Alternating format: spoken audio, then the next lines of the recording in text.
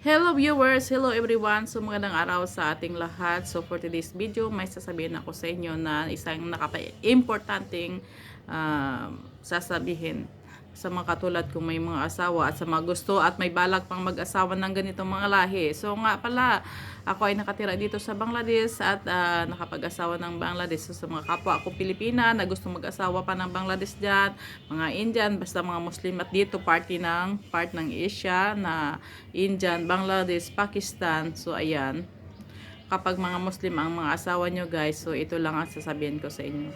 So kapag ang mga babae nila guys ay nawala na or mawala na una ang babae sa kanila, huwag nyong asahan na hindi kayo papalitan. Kasi karamihan dito sa kanila ay wala pang isang linggo, wala pang isang buwan. Pag ikaw ay nawala, ayan, may kapalit ka na. So ayan. So hindi naman lahat. So kung ang lalaki ay kaya pang bumimbang, ayan, sabihin ko na diretsahan, ayan, yung lalaki kaya pang bumimbang, pwede pang mag-asawa, no? So, una-una, lalo na pag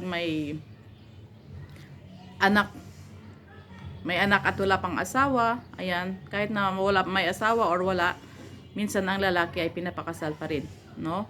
Kasi una, kailangan niya ng tagaluto, kailangan niya ng tagalaba. Although, kung minsan, meron naman yung asawa ng anak niya, minsan, no, siyempre, hindi naman pwede mag-isa lang yung kanyang tatay.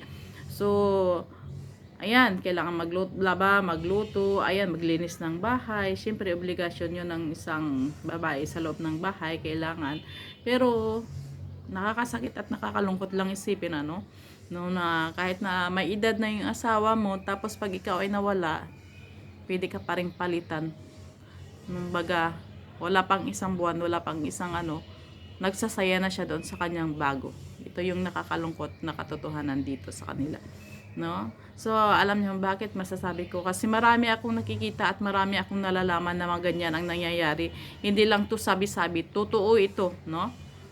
So, kaya parang napakalungkot sa atin sa Pilipinas, hindi naman ganito, no?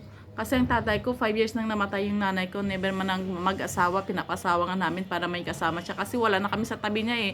Nasa abroad kami, tapos yung mga kapatid namin hindi naman kalayuan, nandyan sa tabi-tabi lang. Siyempre may pamilya naman at ayaw niya namang magpaghalubilo sa mga anak niya. Gusto niya ng sariling privacy sa kanyang bahay. Kaya sabi namin mag-asawa ka na para may kasama ka. Pero ayaw niya pa rin, ayaw niya mag-asawa. Pero dito sa kanila, di mo kailangan sabihang mag-asawa ka. Sila na mismong magsasabi mag-asawa ako, maghanap ako ng maasawa. Di ba? So kahit gaano nyo pa kamahal ang isa't isa, pag dumating talaga na nawala na yung babae, asahan mo na mag-asawa yung lalaki. So di ba? Nakakalungkot na realidad. Kahit gaano mo kamahal, sinakripisyo mo ang lahat, tapos bigla, ganun na lang, parang ganun-galon na, napakabilis ka na lang palitan, ano? No? Ganito talaga ang buhay. Life is short. So pinapanalangin ko na lang na sana kung mawala man ako, matatanggap ko, no? Matatanggap ko na gano'n na lang talaga. Ayan. Kaya, ayan, hirap talaga. So ganyan lang guys, i-share ko lang sa inyo sa sa mga Pilipina na may mga jowa dyan at may mga asawa na hindi pa nakarating dito. So ayan, unti-unti yung malalaman yung mga tradisyon nila dito kung paano. Dahil kami ay matagal na rin dito at marami na rin kami nakikita na mga ganyan-ganito. Kaya sinasabi namin. So, napakalungkot na realidad na kapag ikaw ay nawala na, mabilis ka lang palitan pag nakapag-asawa ka ng mga ganyan dito, ng mga Muslim. So, iwan ko lang sa mga Hindu at mga, kasi may Hindu naman dito at sa mga Christian, no? Pero konti lang. Mas marami ang Hindu. Ang Christian dito ay kunti lang talaga. Mas marami ang Hindu, ang Muslim at Hindu. Hindu ho, ganyan. So, I hope na may napupulot kayo dito guys. So, thanks for watching.